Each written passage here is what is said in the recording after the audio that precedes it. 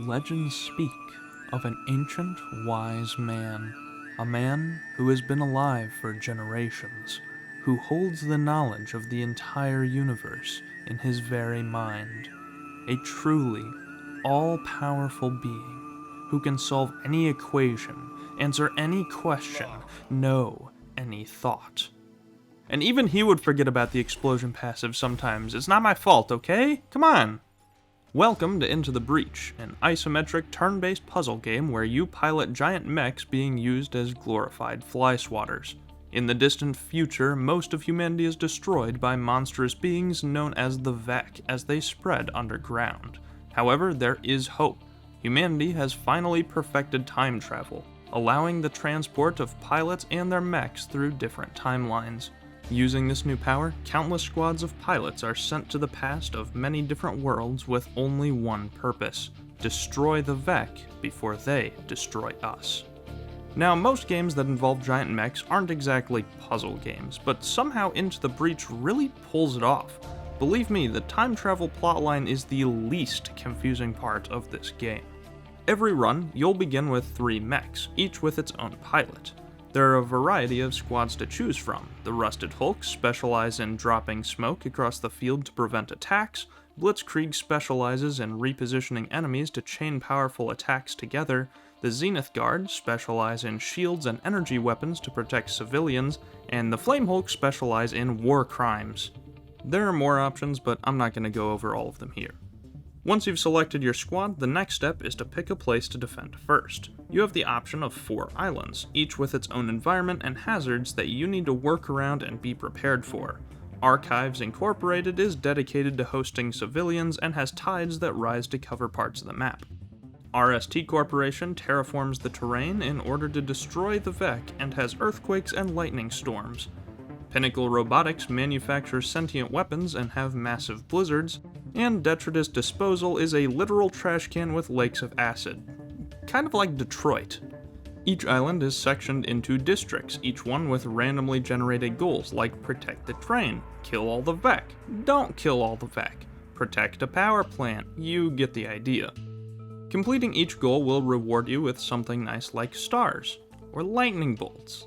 I'll talk about the stars in a little bit, but let's focus on the lightning bolts right now because they directly relate to gameplay. Lightning bolts give your energy grid power, and if your grid hits 0 power, you instantly lose and the timeline is lost forever. Your energy grid is directly linked to buildings, whether that's power plants, solar farms, or apartment complexes. Every time one of these is damaged, your grid will lose 1 point of power, or potentially more if the Vek is blue. So how do we prevent this? Well, this is where the puzzle part comes in. At the start of each turn, the Vek will move and declare an attack. You can see where they're attacking and what they're going to do on the map. Then you get to take your turn. Each of your mechs can make 1 move and 1 attack unless they have some super secret abilities that we'll get into later. There are some exceptions, but most squads start with a melee mech that deals a lot of damage, an artillery mech with lots of range, and some form of support mech with special abilities. Be aware, however, that your mechs can't move again after firing, so you need to think about the order that you do literally everything. Your goal is to protect as many buildings as possible, as well as fulfilling whatever tasks there are in the district. This can be done in a variety of ways, the easiest of which is simply moving the Vek. Almost every weapon in this game pushes a unit when it hits, meaning that if a Vek is targeting a building, you can just push it somewhere else! This is especially effective if somewhere else is into the water, because any Vek that doesn't fly will be instantly killed upon touching it. However, this doesn't work without fail. See, if you push a unit and it collides with something, both the unit and the object take 1 damage, including those buildings that you want to protect so badly. Your mechs can also damage the buildings with your fire, so be careful where you aim. Repositioning Vek becomes a minigame where you need to think a turn ahead, try to guess where they're going to attack, and then do your best to prevent that situation. The game gives you a lot to work with, meaning that if you have 2 million IQ, you can usually gigabrain the solution. Sometimes though, casualties are unavoidable.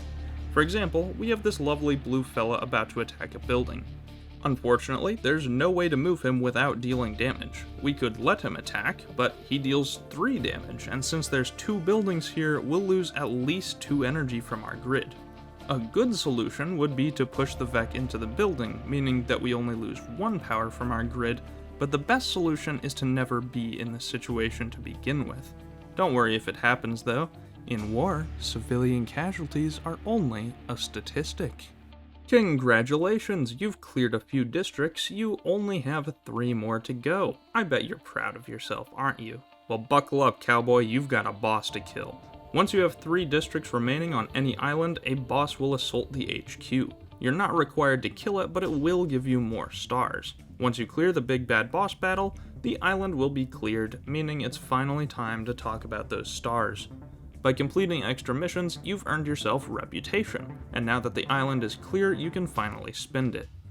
The CEO of the island will give you a shop to spend it in, allowing you to purchase weapons, passives, and energy cores, which upgrade your mechs.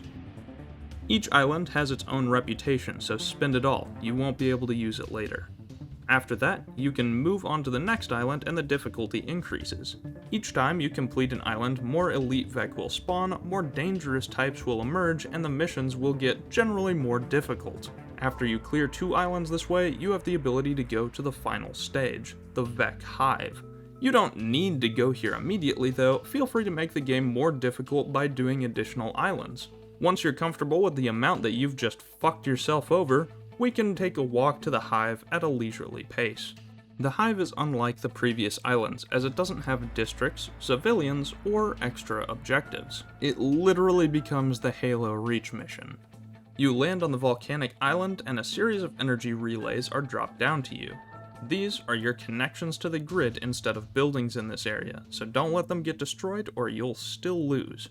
After fighting for a few rounds, congratulations, you've survived Phase 1. Wait, did he just say Phase 1?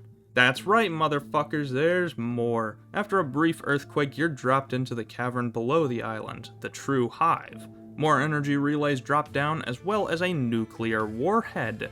You need to protect it without running out of power for a set amount of turns, and finally, you've won. For real this time. The bomb detonates, destroying the Vec and saving the timeline. Oh, what, you forgot that this is just one timeline in a series of infinite possible futures? Well, you're gonna be reminded right now. Every time a run ends, whether you win or lose, you get to select one of your surviving pilots to breach the next timeline.